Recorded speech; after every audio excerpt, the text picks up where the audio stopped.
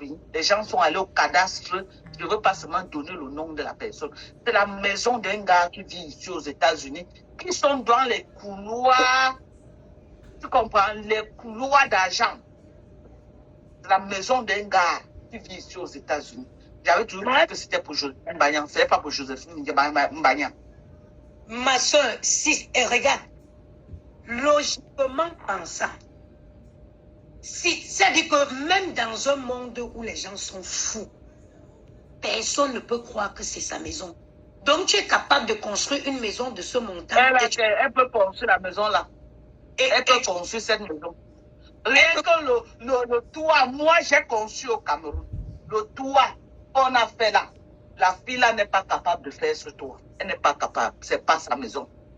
L'argent là, et elle continue. C'est-à-dire, Madoka, si cette fille avec ce montant d'argent, elle devait commencer d'abord par construire des appartements locatifs et plus tard construire ça. J'aime pas quand ça dit, il y a une logique, il faut avoir une logique. Tu sais, elle vit où elle vit ici. Elle vit dans un, à peine si sur l'appartement où elle vit avec sa mère fait 40 mètres carrés. Je dis à peine. Elle vit où? Elle ne vit même pas dans l'île de France. Compiègne, c'est un village de la France. Compiègne, c'est un village, ce n'est même pas la couronne, ce n'est même pas l'île de France.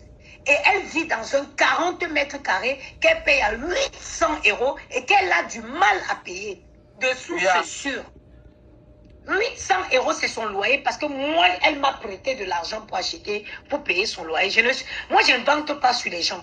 Contrairement à elle qui invente sur les gens, moi, je ne dis que la vérité. Son loyer, c'est 800. C'est un petit appartement qui fait 40 mètres carrés. Elle vient me parler, moi qui vis dans le 16e, dans un 59 mètres carrés dans le 16e. Mais c'est l'hôpital qui se fout de la charité. J'aime plus parler de ça parce qu'elle est malade. Pour moi, elle souffre de la mythomanie. Elle souffre de la mythomanie. Aujourd'hui, elle va prendre la maison de quelqu'un, elle se fusionne jusqu'à ce que ça devienne sa maison. Et elle persiste, elle insiste juste pour se faire voir que c'est de chez elle. Jusqu'à ne pas filmer ma maison, elle vient se comparer alors qu'elle ne connaît même pas comment on peut construire un duplex.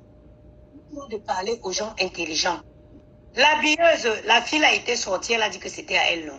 L'habilleuse, jusqu'à ce que le propriétaire de l'habilleuse a jeté son cadavre par la fenêtre, avant qu'on a su que ce n'était pas elle. L'immeuble qui avait son nom là est où? Mais arrêtez. Mais vous connaissez la mythomanie, c'est quoi? C'est quelqu'un qui ment. Elle est obligée de mentir pour se sentir bien. Mentir. L'habilleuse, tous les matins, et elle a tout cet esprit de naguer. Tous les matins, elle était dans les gens sont jalouses de moi parce que j'ai ouvert une grande boutique. Les gens sont jalouses de moi. Hein? Oh non, Seigneur. Les gens sont jaloux sur moi parce que j'ai investi. Je m'en vais à l'entrepôt. Il a fallu qu'on attrape une patte là. Vous avez vu quand on attrape la patte du poulet, on jette le poulet là par la fenêtre. Le poulet vole comme ça pour aller chercher où il va s'atterrir.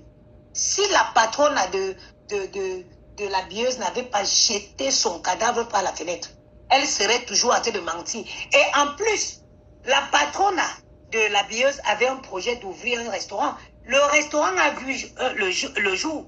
Qui se rappelle du jour où elle faisait une vidéo devant le local là pour dire oui, je vais ouvrir le restaurant des abeilles ici. On a jeté son cadavre dehors avant la réalisation du projet. Et la patronne de l'habilleuse, elle a le restaurant à côté de l'habilleuse, à Créteil ou c'est à quoi là. Mais celle-là vous faisait croire que c'était pour elle. Quelqu'un qui ment comme elle respire. Vous voulez,